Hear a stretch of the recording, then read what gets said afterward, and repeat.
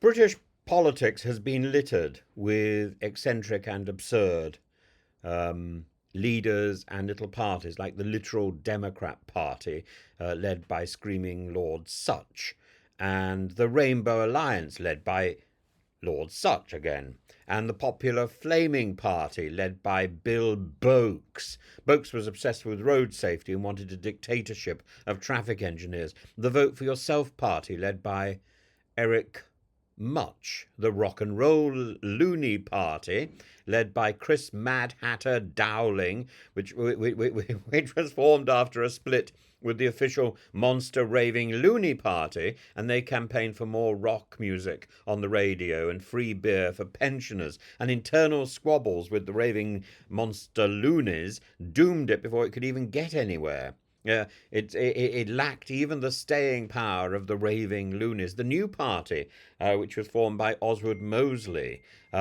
this was supposedly a breakaway party from the Labour Party. It became increasingly authoritarian and collapsed almost immediately when Mosley turned into turned it into the British Union of Fascists, which was banned in 1940. Technically, it evolved into an even bigger disaster than it started at. The Death Darts Party, which, as far as I know, had no leader. That was in 1997. The Birthday Party, Doug Jones, the party that everyone believed that everyone had a right to two birthdays a year, like the late Queen and the current King. Nobody took them seriously, and they quietly vanished. That was in the early 1980s. The Miss Great Britain Party in 1973 with Anne Sidley, who was a former Miss World, a beauty pageant-inspired political party that wanted to promote elegance, a telepathic partnership in 1997, led by Geoffrey Capp.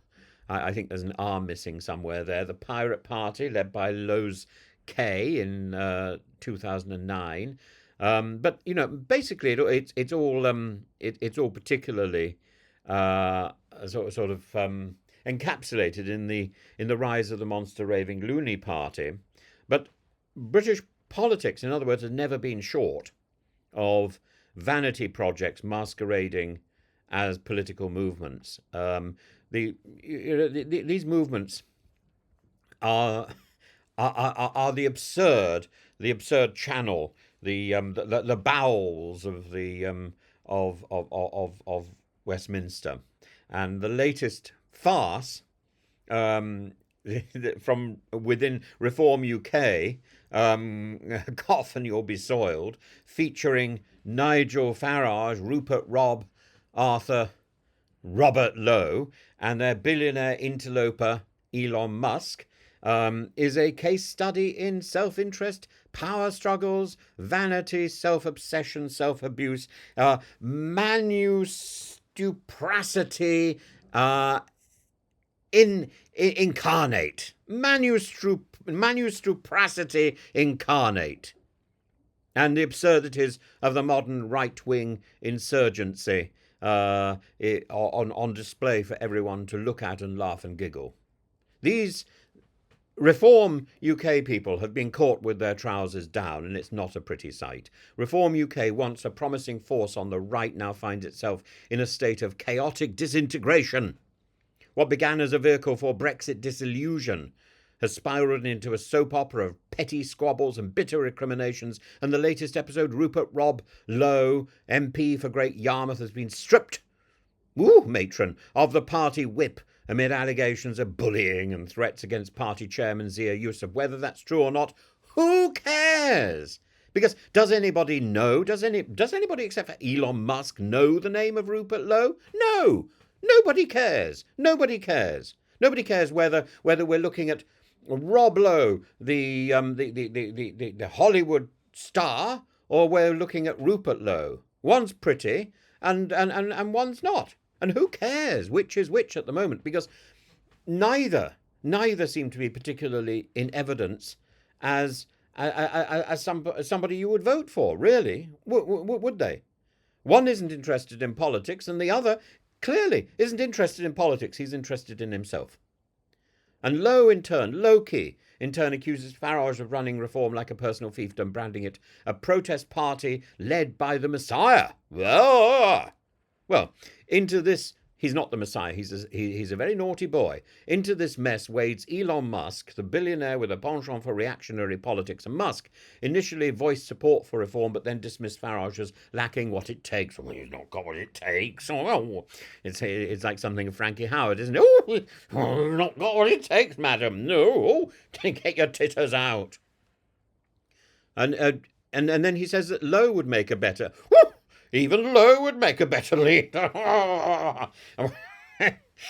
And now he's supposed to be taken seriously about this. The Financial Times reports that Musk may now even be interested in funding a splinter party of the right, one with an even harder stance on immigration and mass deportations, a prospect that should alarm everybody, every sane individual. But remember, Musk promised Farage a huge amount of money. And now he's promising Rob, Rupert, Arthur, Lowe a huge amount of money. It's never going to happen. This is because Musk likes to keep his name up in the headlines. That's it. It's got nothing to do with money. It's got to do with headlines. And as for the mess with Rupert, Rob, Arthur, Lowe, that, as I say, is manustupracity. It's just self-indulgence. It's self-abuse. There's nothing positive about it. This man was elected to represent constituents. What's he doing? He's just representing himself. He's only interested in himself. At the heart of this debacle are figures more concerned with their personal legacies than with the electorate who they claim to serve. And you can go through them. Nigel Farage, the perennial political showman who thrives on disruption but has never led a party to actual governance. He's never actually led a party for more than 4 or 5 years. His inability to tolerate internal dissent mirrors his history of falling out with every single political ally that he's ever had. Rupert Rob Arthur Lowe, a former football chairman with apparently a track record of mismanagement. What's he doing now? He's mismanaging his own career trajectory in Parliament. Lowe's ambition far outstrips his political acumen. His extreme views, support for the death penalty and mass deportations, are indicative of the hard right underbelly of reform. Elon Musk, this unpredictable billionaire who's sort of flirted with politics in America, whose intervention in UK politics is as erratic as his business deals. His endorsement of Loki, Arthur Lowe, Robert Lowe, Rupert Lowe, despite never meeting him, is a reminder that Musk operates on impulse, not informed judgment. Ben Habib, this former reform deputy leader who was pushed out and now conspires with Loki to form a breakaway party. Both of them disenfranchised, both of them snubbed, both of them with their nose out of joint. His role underscores the never-ending fragmentation of Britain's populist right. And with local elections and the Runcorn and Helsby by-election approaching, reform's internal crisis couldn't have come at a worse time. But what do? They do more of it. Well, while polls indicate the reform is gaining traction, the public implosion threatens its momentum. It couldn't have been more designed by their enemies. Even among voters who find reform appealing, the spectacle of infighting surely undermines any credibility the party might have had as a serious alternative to Labour or the Conservatives, or even the Lib Dems. A recent focus group conducted by More in Common found that while disillusion with Labour is growing, Reform voters remain sceptical of the party's ability to deliver substantial policies. Farage's tough stance on immigration resonates with some, but the party's broader policy platform is perceived as vague and opportunistic.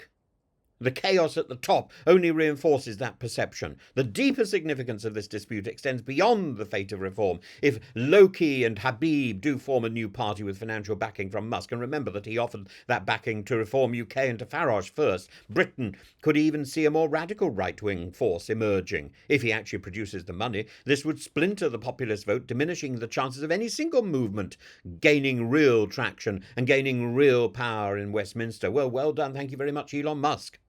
Meanwhile, the spectacle of reform's collapse will provide ample ammunition for Labour and the Conservatives, both of whom will use it to argue that the far right is unserious, ungovernable, unfit for power, self-obsessed. I come back to that word, manustupracity. Self-obsessed. And ultimately, this debacle exposes the ugly truth about populist movements. They're driven by their personality cult rather than by any coherent ideology. Farage, Lowe, and Musk are not political visionaries. They're not political animals with any sense of purpose, with any sense of duty, with any sense of responsibility. They are egotists whose primary function is their own standing. Their public squabbles lay bare the cynicism at the heart of their own movement, one that prioritizes self-aggrandizement over public service. Voters looking for real political change should take note. These men care only about their own absurd posturing, and they care more about that than they do about the constituents they claim to represent. British politics deserves better than this sideshow of self-indulgent, self-obsessed, self-serving twits.